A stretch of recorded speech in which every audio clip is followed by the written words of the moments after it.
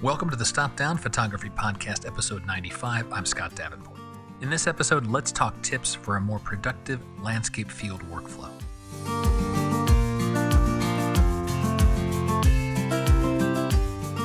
Hi, welcome. Thanks for joining. I'm glad to be back with you for another chat about photography, this shared passion of ours. And in today's episode, let's take one more step on our never-ending journey of photography. Landscape photography requires persistence and a healthy dose of patience. The photographs can't be rushed. The setup and composition take time. We often need to wait for nature to reveal its beauty. Yet there are things we can do to streamline workflow in the field, and that is the topic for today's podcast. If you enjoyed the Stop Down Photography Podcast, please share it with a friend on social media, with your camera club, and if you can, please rate and especially review the podcast in Stitcher, Spotify, Apple Podcasts, wherever you're listening. Reviews keep the podcast on the charts and help other photographers find out about the show. You can also leave a rating via the web at podchaser.com, links in the show notes. If you heard the last few episodes of the podcast, you know I have a single photo goal for 2022, shoot more. And 6 weeks or so into the year, I have not been doing well toward that goal. So last Sunday, as I record this, it was yesterday, I set out to correct this unfavorable trend. I hadn't been to the San Diego coastline in quite a while, so I ducked out in the early morning hours to take in a sunrise. Sunrise is a generous term there. Strictly defined, yes, the sun did appear above the horizon, but that's about it. Imagine the most boring sunrise you can, and that's what I had. But nevertheless, I was out, camera in hand, to capture some images, and I was also time constrained. Some other responsibilities later that morning meant I just couldn't linger around at the beach. So I needed to be on point during this outing. And I was. Over the course of just under an hour, I left with 2 photos I'm happy with. And as I was driving back, I thought about how I had approached the outing, the things I did to streamline my workflow in the field. So when it came time to be patient, to wait for nature, in this case the ocean, to do its thing, that I wouldn't have to be rushed. I thought, that seems like a good topic for the podcast, so here we are. So I have 4 tips to share with you. 4 tips to more productive landscape photography. You ready? Of course you are. So here we go. Tip number 1, look first. Real obvious, right? It seems obvious, and so often we don't do it. When you first get on location, resist the urge to bust out the camera, the tripod, set up shop. Instead, have a look around. Take stock of the location. Ask yourself some questions. What makes the scene interesting? What's unique about this location? What's interesting and unique right now, given the current conditions? Is it the sky? Is it the foreground? Is it both? Walk around a little. Just looking. Not through a viewfinder, just looking with your eyes. Explore the space. Now, if you've pre-visualized your outing, consider that as you explore, but also consider what nature and the location is offering you at that moment, because the two don't always align. Your pre-visualization may not match the conditions you have in the field. Let me use my visit to La Jolla last week as an example, because there are some things you can, quote-unquote, look at before getting to location, weather forecasts, and in my case, tide and wave charts. So the weather forecast, I knew before going the sky was going to be empty and boring. Every forecasting app I looked at showed clear skies. And this was the evening before. And the closer the forecast is to the time you're going to be on location, you have higher confidence that the conditions the apps are telling you are going to be true. So we also checked the tide charts, and I knew that the tide would be high right around sunrise. So the higher tide suggests I'll find more interaction between rocks near shore and the incoming waves. And speaking of waves, I also knew wave heights were predicted to be pretty low, like a foot or less. So smaller surf, less drama happening at the shoreline. So even with that proactive approach, thinking about, all right, I've got a pretty boring sky, I'll need more in the foreground, I'll be looking for some wave interaction and ocean interaction with rocks near the shore. When I got on location, I needed to start looking around, and I spent time watching the surf, how the waves were hitting the rocks, how they weren't.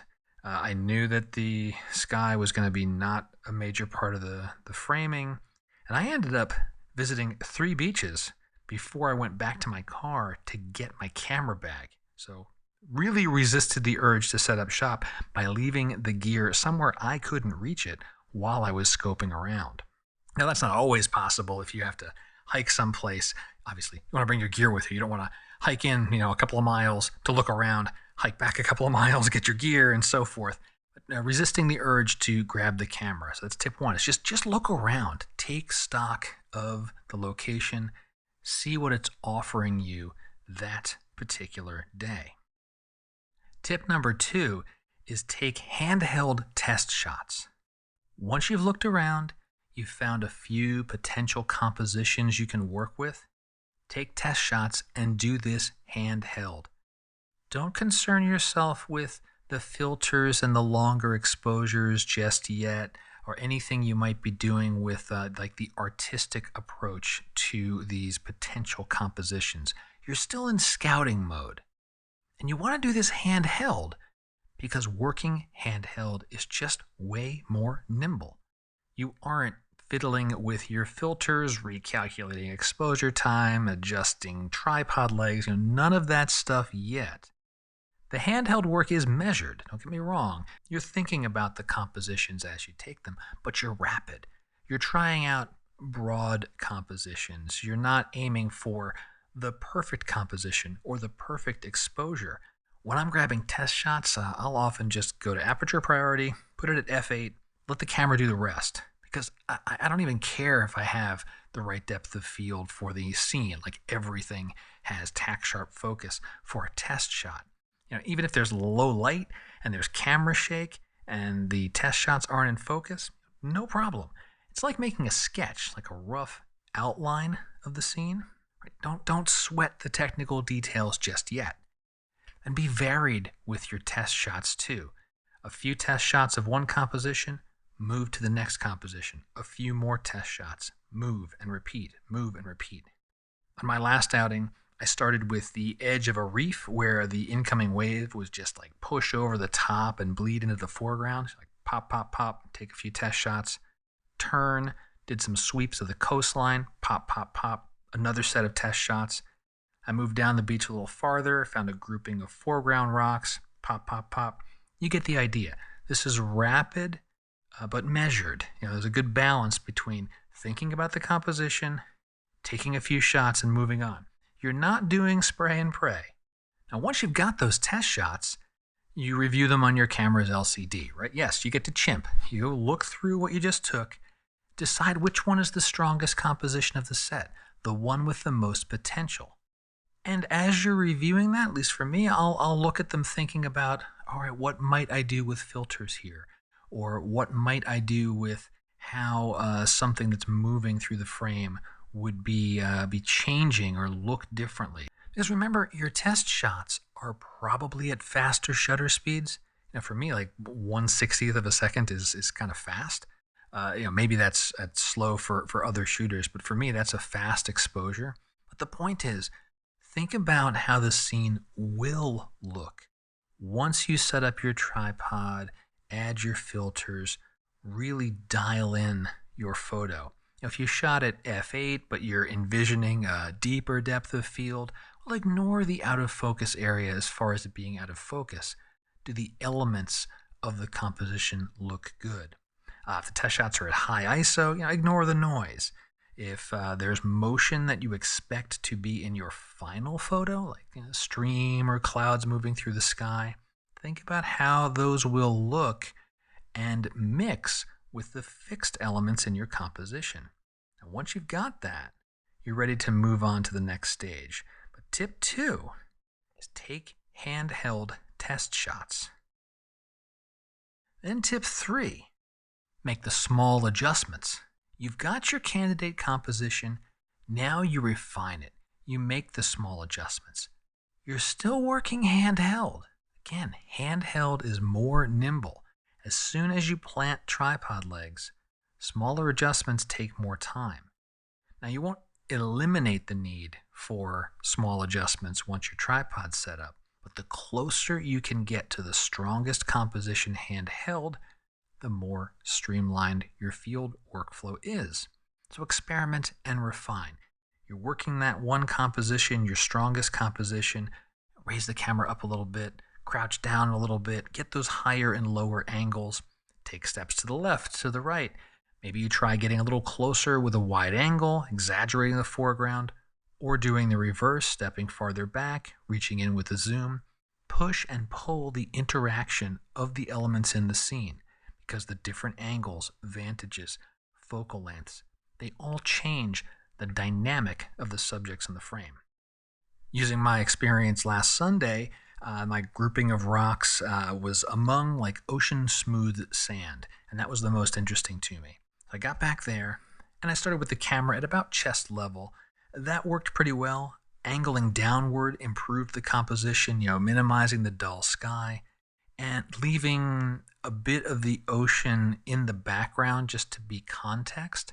As I tried some comps with just the rocks as more like an abstract, it wasn't strong enough. The main adjustment I did, though, was taking a couple of steps to the left and then pivoting ever so slightly to the right. It created a much more pleasing progression of the rocks from foreground to background. That little adjustment really changed the dynamic of the frame. So tip 3, make the small adjustments. It's a second handheld pass at your prime candidate composition. And then finally, tip number 4, plant the tripod and break out the filters. Now you're ready to really set up your kit.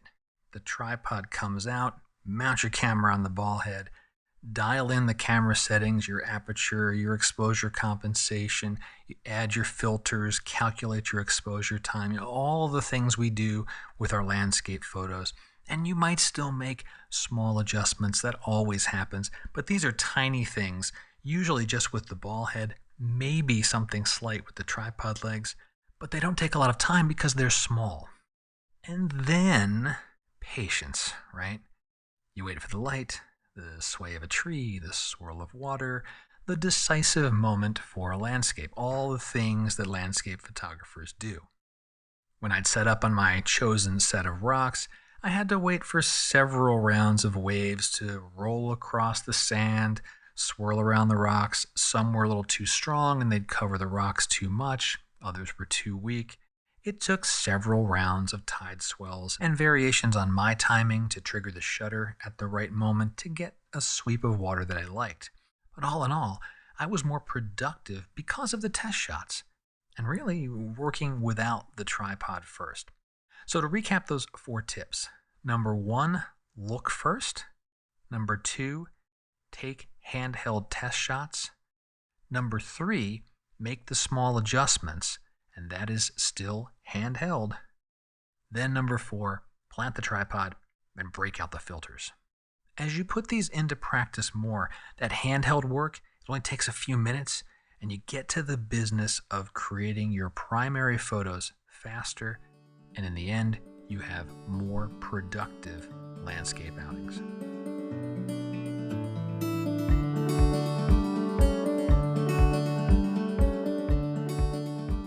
A little studio news for you, an update on the Big Sur experience. This is my one and only landscape photo workshop this year, happening May 9th through 12th, 2022.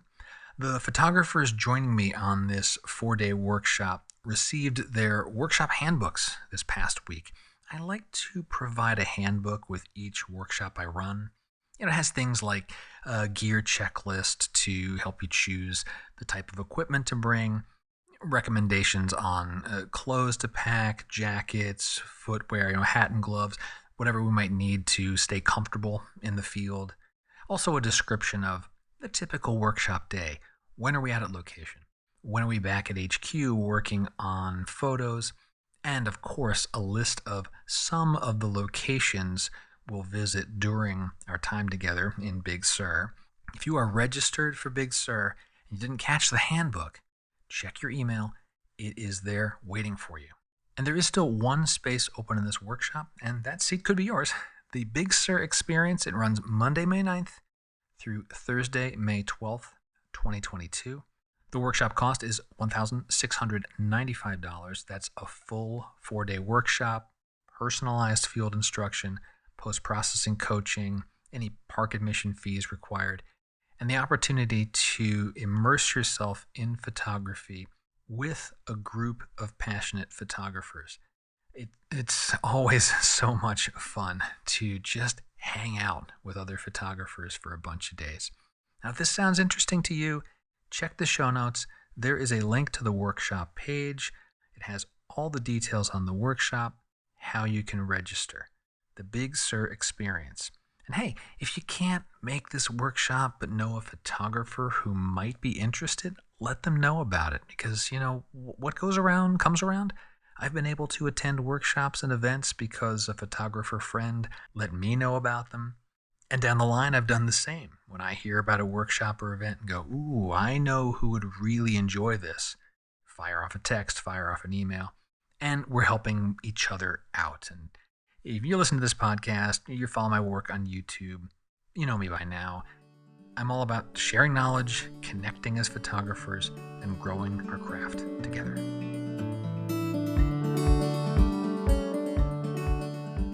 That'll wrap up this episode. Thanks as always to everyone that supports the show through reviews in your favorite podcast app, ratings, sharing the podcast, your comments and emails. It's always appreciated. And it's fuel that feeds the engine of the show. It keeps me excited to come back and do another episode.